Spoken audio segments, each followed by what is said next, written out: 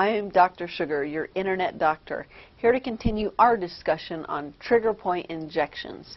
I'm going to go into a lot more detail on how trigger points are done and what you can expect when you go in for your visit. So if you're ready, let's get started with a dose of medical inspiration. I had two of the best teachers in the country when I was learning trigger point technique during my residency training.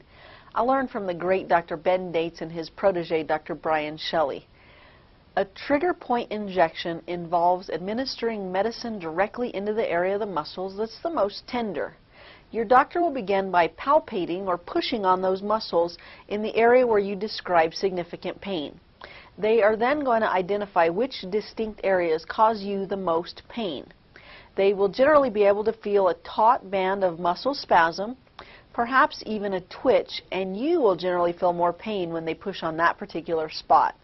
They will then insert a small needle into that muscle, and generally they will then do a technique that is called needling the muscle, which essentially involves changing the location of the needle a few times until again they find that most tender or painful area. Then a small amount of medicine, usually lidocaine, is injected into that area. Now, just for your information, I share this with a lot of my patients. Many studies have been done on trigger point injections using a variety of different medicines, including many things from anesthesia to just plain old saline, or even no medicine at all, just the needle going into the muscle without any medicine. And to the best of my knowledge, the conclusions on these have been that it really doesn't matter what the medicine is that is used in the trigger point injection. The results actually come from needling that muscle. When your doctor does this, he or she may choose to inject several different muscles during a visit. After the procedure, I generally recommend lying down with a heating pad or a hot water bottle or some form of heat for about 20 to 30 minutes and then just relaxing for the rest of the day, taking it easy, giving your body a little break.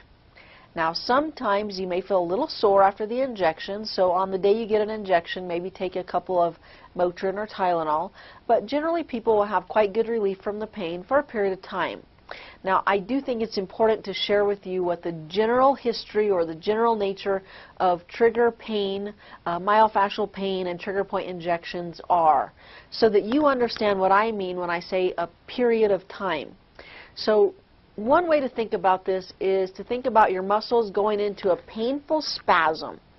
So some people may have had their muscles in this spasm shape for weeks or months or sometimes even longer. So let's use a little analogy here. Have you ever had a cotton shirt that was all wrinkled up and you went in and you ironed it and it looked very nice and neat and you hung it up on a hanger, and then a few minutes later you walked back into your closet and your beautifully ironed shirt, it was all wrinkled up again. It was like the wrinkles just popped right back into it. Well, a similar thing can happen with the muscle spasm. Imagine, if you will, your muscle's been in spasm for many weeks or months. It's kind of gotten used to being in this shape. It's tight and it's painful and it's kind of like that wrinkled shirt. So your doctor may come along and do some trigger point injections, and they'll sort of iron out that muscle, if you will. So you feel great for 2 or 3 or 4 days, and then the muscle does just what the cotton shirt did. It goes back into that spasm or that pattern it had gotten used to, all wrinkled up or spasmed. So then you're thinking, well, so much for that. Those things didn't help at all. They only decreased my pain for a few days. Well, here's where we need to talk, and we need to make an important point. If you get relief from the trigger point injections and then the pain later comes back, that means that they did work. It also means that you should consider having them repeated. My experience is that some people have tremendous results with just one treatment and may not require more treatments, but others will see a significant decrease in their pain, which may last for a few weeks, and then as the pain gradually returns, they will want to come in for retreatments on a regular basis, maybe like every month or so. I know many patients swear by these treatments, and it is one of the only things to give them any significant amount of relief. So talk to your doctor and get their opinion. Most family doctors have been trained in this technique, but most orthopedic doctors, physiatrists, and neurologists can also do them. So we've talked a lot about trigger point injections, the reasons we do them, how we do them, and why we do them, and when we do them. We've also talked about the natural course of myofascial pain and what you can expect. So how would you like to see this procedure done?